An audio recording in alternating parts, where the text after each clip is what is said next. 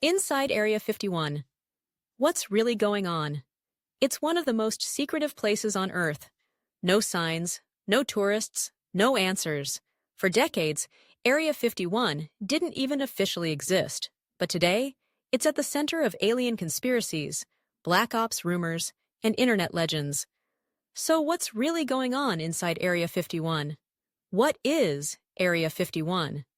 Tucked away in the remote Nevada desert, Area 51 is one of the most secretive and mysterious military installations in the world. Officially part of the larger Groom Lake Base within the Nevada Test and Training Range, it's located roughly 83 miles northwest of Las Vegas, completely surrounded by mountains, dry lake beds, and restricted airspace. Area 51 was established in the early 1950s during the height of the Cold War. Its original mission?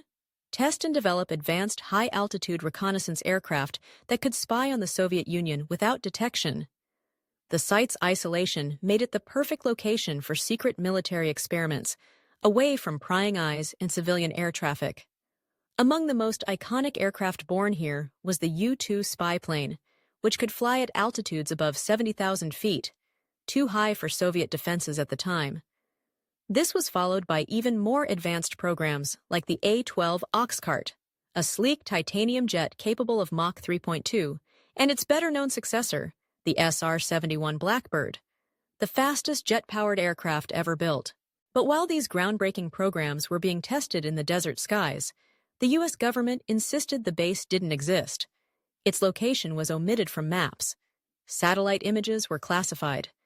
Even former employees were sworn to silence under national security laws. It wasn't until 2013 that the CIA officially acknowledged the existence of Area 51, releasing declassified documents through a Freedom of Information Act request. These confirmed the site's role in aerial reconnaissance programs, but said nothing about UFOs or extraterrestrial technology. That vacuum of information, the shroud of secrecy, is exactly what allowed conspiracy theories to take root. When people see lights in the sky and the government says nothing's there, imaginations run wild. And that's exactly what happened. Alien rumors and Bob Lazar. In 1989, the mystery exploded into public consciousness when a man named Bob Lazar appeared in an interview with investigative reporter George Knapp on Las Vegas TV station KLAS. Lazar, who spoke with his face hidden and under the alias Dennis at first, claimed he had worked at a facility called S4, located just south of Area 51 near Papoose Lake.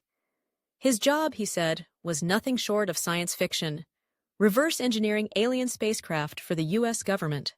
According to Lazar, the craft he worked on was saucer-shaped, had no visible propulsion system, and flew by manipulating gravity itself, powered by a mysterious substance called element 115.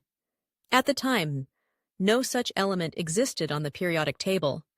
Lazar described intense security protocols, 9 separate spacecraft hidden in hangars, and even briefings that suggested aliens had been interacting with humanity for a very long time. He said the technology he encountered was not of this Earth. The interview quickly made headlines, and Lazar's story went viral before the internet even existed. To believers, he was a whistleblower risking his life to tell the truth. To skeptics, he was a fraud. Critics pointed out that Lazar's educational background couldn't be verified.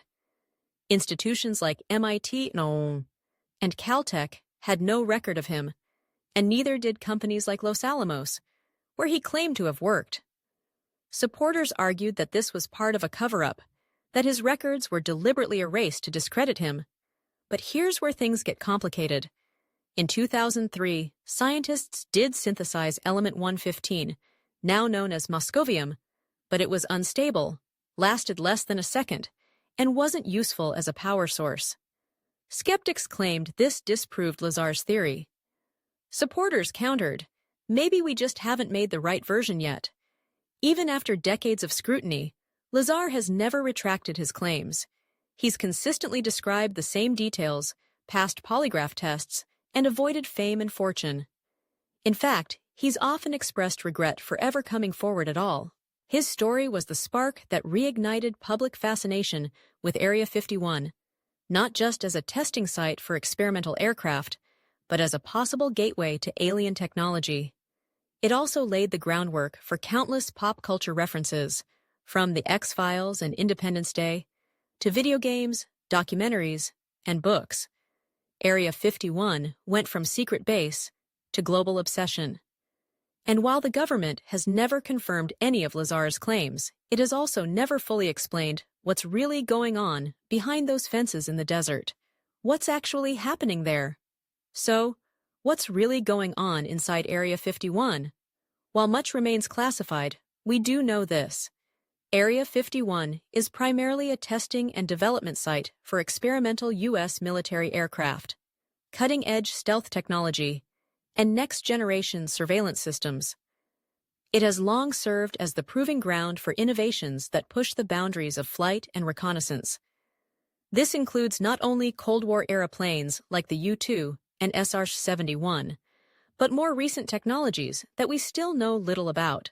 Some experts believe prototypes for modern stealth fighters, like the F-117 Nighthawk and B-2 Spirit, were first tested at Area 51 long before their public debut. It's also likely that advanced drone systems, used in modern warfare, have been developed and refined there. The base itself is surrounded by multiple layers of security. The perimeter is guarded 24/7 by heavily armed patrols, motion detectors, underground sensors, and surveillance cameras. Warning signs mark the boundary. Use of deadly force authorized. The airspace above it, called R-4808N, or the box, is permanently off-limits to all commercial and most military aircraft. Pilots violating that airspace can face court-martial or worse. Even military personnel from other branches of the U.S. government don't have access unless they're cleared for specific projects. No journalists, no tourists, no casual visitors. What happens inside Area 51 is on a strict need-to-know basis, and very few people do. All of this intense secrecy might sound like the perfect setup for alien experiments, but it's really about something more grounded: national security. The United States has a long-standing interest in staying ahead of adversaries like Russia and China. Developing and testing aircraft in complete secrecy is essential to keeping America's military edge. That said, the nature of the work inside the base, often involving strange-looking, high-speed, unmarked aircraft, makes it a magnet for UFO sightings. Locals and amateur skywatchers frequently report lights moving erratically over the desert sky. Some of these sightings likely correspond to tests of experimental vehicles. Others remain unexplained, adding to the mystique. And the government's refusal to comment? That silence fuels the speculation. In the absence of transparency, people fill the void with their own ideas, and sometimes those ideas take on lives of their own. Culture, myth, and the truth. Over the decades, Area 51 has transformed from a secretive airbase into a full-blown pop culture icon. In films like Independence Day, Men in Black, and Paul, it's portrayed as the epicenter of alien activity, government secrets, and hidden technology. TV shows like The X-Files built entire episodes around the mythology of Area 51. And even video games, Grand Theft Auto, Call of Duty, Metal Gear Solid, have fictional versions of the base. The secrecy, the desert setting, the rumors, it was all too perfect a recipe for the public imagination to ignore. Then came the memes. In 2019, a viral Facebook event titled "Storm Area 51, They Can't Stop All of Us" drew global attention. What started as a joke turned into a media spectacle, with over 2 million people clicking "Going." Though the event itself fizzled out into a peaceful gathering, it showed just how powerful the Area 51 legend had become. It wasn't just a military site anymore.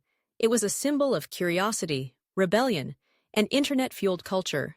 But the reality is far less cinematic. There's no confirmed evidence of alien spacecraft, interstellar engines, or extraterrestrial autopsies buried beneath the sand. What we're likely seeing is something far more terrestrial and arguably more significant: the evolution of military technology in real time, behind locked gates and blacked-out budgets. And yet, the myth persists. Why? Because Area 51 represents more than secrecy. It represents possibility. The idea that somewhere, just beyond our reach, something amazing might be happening. Whether it's aliens or advanced propulsion systems, we want to believe. In the end, Area 51 shows us what happens when science, secrecy, and storytelling collide. A real place becomes an idea. A military base becomes a myth. And even if the truth is just cutting-edge jets and Cold War tech, that truth still shaped the future. So, alien base or military test site? We may never know everything, but we can follow the facts. Want more stories like this? Subscribe, and let's keep discovering the truth.